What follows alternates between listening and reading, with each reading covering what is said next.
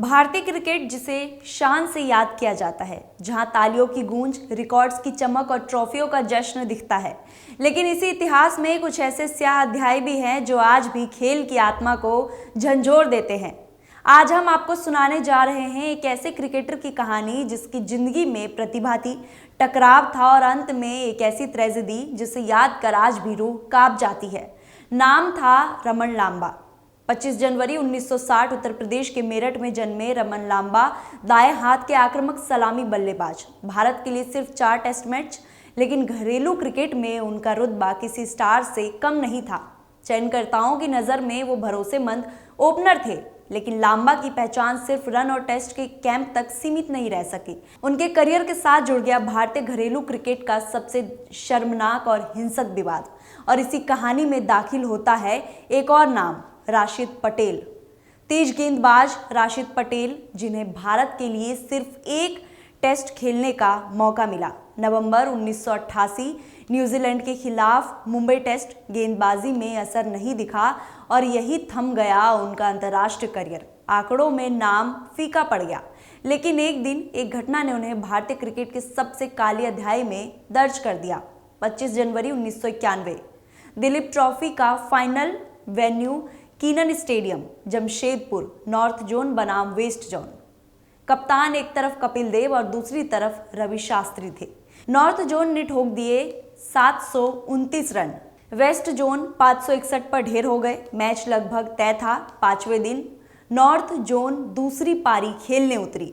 Opening जोड़ी अजय जडेजा और रमन लांबा थे। स्कोर 59-0। सब कुछ सामान्य लग रहा था, लेकिन फिर अचानक माहौल बदल गया। राशिद पटेल गुस्से में थे। राउंड द विकेट आकार लगाकर खतरनाक गेंद फेंकी जा रही थी।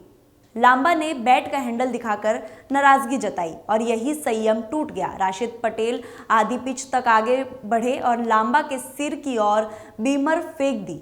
बाल बाल जान बची और इसके बाद जो हुआ उसने क्रिकेट को शर्मसार कर दिया। राशिद ने स्टंप उखाड़ा और लांबा पर हमला करने दौड़ पड़े। थर्ड मैन तक पीछा किया। स्टेडियम सन्न रह गया। दर्शकों का गुस्सा फूटा। पत्थर चले। बाउंड्री पर फील्डिंग कर रहे विनोद कांबली घायल हो गए।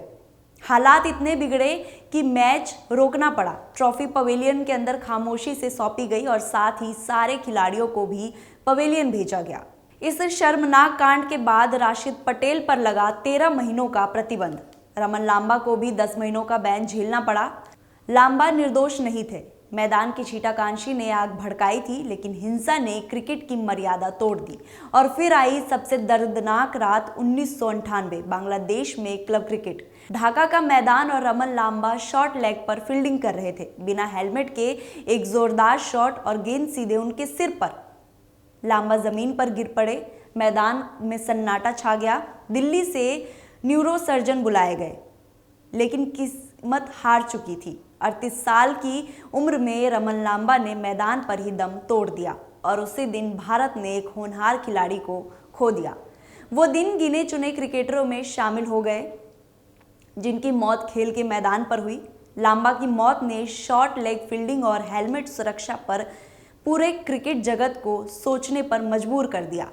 अक्सर जब हम टीवी के सामने बैठकर एक छक्का चौका पर तालियां बजाते हैं तो शायद हम भूल जाते हैं कि मैदान पर खेल रहे सिर्फ बल्ला गेंद का नहीं होता, वहां किसी की जिंदगी दांव पर लगी होती है। रमन लांबा की कहानी हमें याद दिलाती है कि हीरो सिर्फ वही नहीं होता जो ट्रॉफी उठाए। कभी कभी हीरो वो भी होता है जो खेल की कीमत अपनी जान देकर चुकाता है। क्रिकेट बड़ा है, लेकिन खिलाड़ी की जिंदगी उससे भी बड़ी है। न्यूज़ वॉच इंडिया के इस वीडियो पर आपकी क्या राय है, कमेंट बॉक्स में हमें ज़रूर बताएं।